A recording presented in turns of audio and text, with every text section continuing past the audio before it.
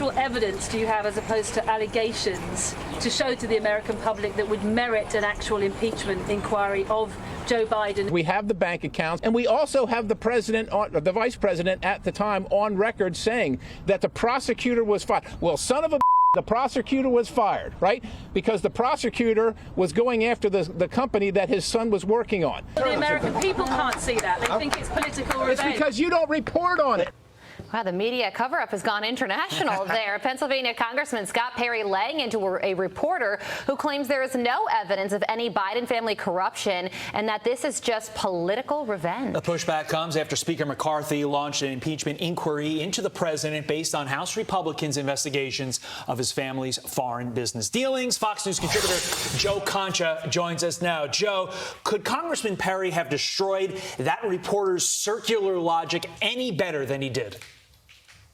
Every Republican lawmaker that's involved in this impeachment inquiry needs to respond to the zero evidence question exactly like that, not gently, but with a hard jab rhetorically. And by the way, it's totally a true statement, by the way, that there's no evidence here whatsoever, guys. If you don't count text by Hunter Biden regarding influence peddling and Joe Biden getting half of his earnings, emails talking about 10% going to the big guy, WhatsApp messages of Hunter saying his father's on the phone with him and Hunter demanding payment, whistleblower testimony backing this all up, Hunter Biden's laptop backing this all up, bank records showing $20 million being paid to 10 members of the Biden family backing this all up, Joe Biden having dinner with Hunter Biden's business partners, Joe Biden on at least 20 phone calls with Hunter's overseas business partners, and on the record statements from Hunter's business partners saying Joe Biden not only profited, but it actually impacted U.S. foreign policy when he was vice president. Nah, there's no evidence here whatsoever. And when reporters push this,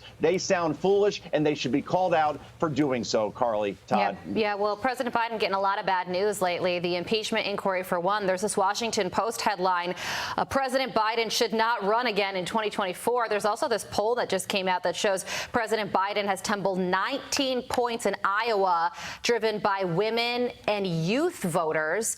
But one force is propping President Biden up, and that is the DNC. And RFK Jr. is calling the DNC out over this. Listen here. We're still arguing with the DNC and trying to get them to hold actually a fair election. They're punishing the states that did not vote for President Biden the last time by basically disenfranchising the voters, making it so that if you live in New Hampshire, you cannot vote for anybody but President Biden this time around. President Biden and the DNC do want South Carolina to be the first state to vote. That's where President Biden gained momentum last time. He also said recently on Martha McCallum's show that the DNC is possibly going to make him and Marianne Williamson pay to be a part of the primary. So I guess the question here is, what is the DNC so afraid of? Let the democratic process play out. Exactly. And Robert F. Kennedy Jr. is 1,000% right, Carly. This is what the DNC does. They fixed, remember, 2016, the primary for Hillary Clinton. We know this because emails released by WikiLeaks proved that. It cost the chairwoman, Debbie Wasserman Schultz, she was DNC chair at the time, her job as chairwoman. We saw it again in 2020 when the DNC made sure Joe Biden was the nominee. And now in 2024, the DNC has declared, for example, Joe Biden shall not and will not debate any candidates like RFK Jr., no matter what. And you know, we always hear about threats to democracy and we hear about free and fair elections. The Democratic National Committee is exhibiting and supporting exactly the opposite of that, Todd.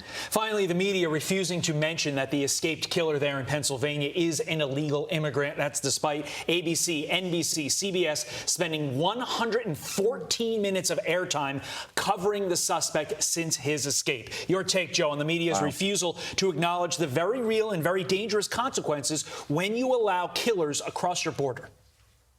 Todd, you can only imagine if the Pennsylvania killer was photographed wearing a red MAGA hat or revealed himself to be conservative in any capacity. Suddenly, the narrative would be installed here. But since this killer came to the country illegally, as have millions upon millions during this administration, it just ain't happening, and it's obvious why. And look, hundreds of people have come across the border that are on the FBI terror watch list. That doesn't get reported very much either. We don't know who's coming over here. And then now we have a killer in Pennsylvania who obviously is here illegally. And the media isn't reporting on that for a very obvious reason, to protect the president and this administration, the Democrats in general, Todd. If you're going to report the story, rule number one should be report the whole story, regardless of the facts fit in the narrative. Joe, thanks for joining us. Joe. I'm Steve Ducey. I'm Brian Kilmeade. And I'm Ainsley Earhart. And click here to subscribe to the Fox News YouTube page to catch our hottest interviews and most compelling analysis.